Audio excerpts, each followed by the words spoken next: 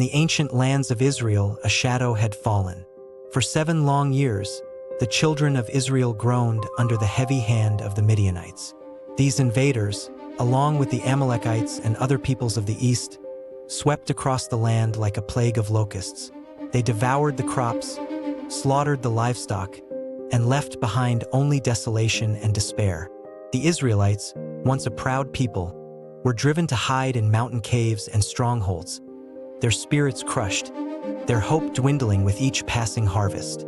It was in this time of profound suffering that a man named Gideon, from the tribe of Manasseh, was found. He was not a mighty warrior, nor a renowned leader. Indeed, he was the least in his father's house, and his clan the weakest in Manasseh. We find him, not on a battlefield, but in the quiet, hidden confines of a winepress, secretly threshing wheat to keep it from the Midianite raiders. His heart, like that of his people, was heavy with fear and doubt. Then, a voice of authority broke the silence. "The Lord is with you, mighty warrior." Gideon looked up, startled, his eyes scanning the empty space around him. He saw no one. Then, before him, stood a figure of radiant presence, the angel of the Lord. But Gideon, burdened by the reality of his people's plight, could only voice his bitter question. "Pardon me, my Lord, but if the Lord is with us, why has all this happened to us? Where are all his wonders that our ancestors told us about? Did not the Lord bring us up out of Egypt? But now the Lord has abandoned us and given us into the hand of Midian." The angel of the Lord replied, firm but compassionate, "Go in the strength you have and save Israel out of Midian's hand." "Am I not sending you?" Gideon, still doubtful, asked. "Pardon me, my Lord, but how can I save Israel? My clan is the weakest in Manasseh, and I am the least in my family." The angel reassured him, "I will be with you, and you will strike down all the Midianites, leaving none alive." Still, Gideon sought a sign, a confirmation that this divine encounter was real. He prepared an offering, a young goat and unleavened bread. The angel of the Lord touched the meat and bread with the tip of his staff, and fire flared from the rock, consuming the offering. Then the angel vanished. Gideon, now understanding the magnitude of what had transpired, was filled with awe and fear. But the Lord spoke to him, reassuring him, "Peace, do not be afraid. You are not going to die." In that place, Gideon built an altar to the Lord, calling it, "The Lord is Peace." That very night, the Lord gave Gideon another command, to tear down his father's altar to Baal and cut down the Asherah pole beside it. Filled with a newfound, albeit cautious, courage, Gideon took 10 of his servants and did as the Lord commanded, but under the cloak of darkness, for he still feared his family and the townspeople. In the morning, the town was in an uproar. Baal's altar lay demolished, and the Asherah pole was cut down. When they discovered Gideon was responsible, they demanded his death. But his father, Joash, a man of unexpected wisdom, defended him, saying, "If Baal really is a god, he can defend himself when someone breaks down his altar." From that day, Gideon was also known as Jerubbaal, meaning, "Let Baal contend with him." The Spirit of the Lord came upon Gideon, and he blew a trumpet, summoning the Abiezrites. Messengers were sent throughout Manasseh, Asher, Zebulun, and Naphtali, and men gathered to follow him.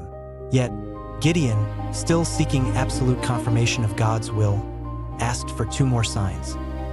He laid a wool fleece on the threshing floor and prayed that in the morning, the fleece alone would be wet with dew, and the ground around it dry. And so it was. A bowl full of water he wrung from the fleece. Still, he asked for 1 more sign, that the fleece would be dry and the ground wet. And again, God granted his request. Gideon's faith, though tested, was being forged in the crucible of divine assurance. With these signs, Gideon was ready. He gathered his army, 32,000 strong, to face the Midianites, who lay encamped in the valley, countless as locusts. But the Lord spoke to Gideon, saying, "You have too many men. I cannot deliver Midian into their hands, or Israel would boast against me. My own strength has saved me." God commanded Gideon to announce that anyone who trembled with fear could leave.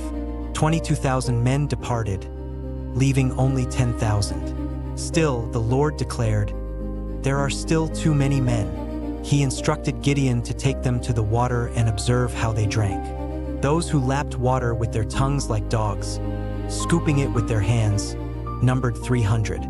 All the rest knelt to drink. The Lord said, "With the 300 men that lapped, I will save you and give the Midianites into your hands." The vast army was reduced to a mere 300, a testament to God's power, not man's might. That night, the Lord urged Gideon to go down to the Midianite camp. If he was afraid, he should take his servant Purah. As they approached the outposts, Gideon overheard a Midianite soldier telling a dream to his comrade. A round loaf of barley bread tumbled into the camp, striking a tent with such force that it overturned and collapsed. The comrade's interpretation sent a shiver through Gideon's heart, but not of fear, but of divine confirmation. This can be nothing other than the sword of Gideon son of Joash, the Israelite. God has given the Midianites and the whole camp into his hands. Gideon bowed down and worshipped. He returned to his 300 men, his voice filled with unwavering conviction. "Get up! The Lord has given the Midianite camp into your hands." He divided his small force into 3 companies, giving each man a trumpet, an empty jar, and a torch hidden inside the jar. His instructions were clear. "Watch me. Follow my lead. When I get to the edge of the camp, do exactly as I do. When I and all who are with me blow our trumpets, then from all around the camp blow yours and shout. For the Lord and for Gideon." At the beginning of the middle watch, just after the changing of the guard, Gideon and his 100 men reached the edge of the camp. They blew their trumpets and smashed their jars, revealing the blazing torches. The other 2 companies followed suit. 300 trumpets blared, 300 jars shattered, and 300 torches illuminated the night. With one voice, they cried out, "A sword for the Lord and for Gideon!" Panic seized the Midianite camp. In the darkness and confusion, the Lord caused the Midianites to turn their swords against each other. They ran, crying out as they fled, pursued by the Israelites. The victory was complete, not by the strength of a mighty army, but by the hand of God, working through a reluctant leader and a small band of faithful men.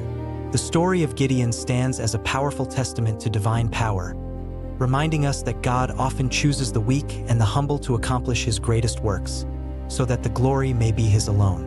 It is a story of faith, obedience, and the miraculous intervention of a God who fights for his people.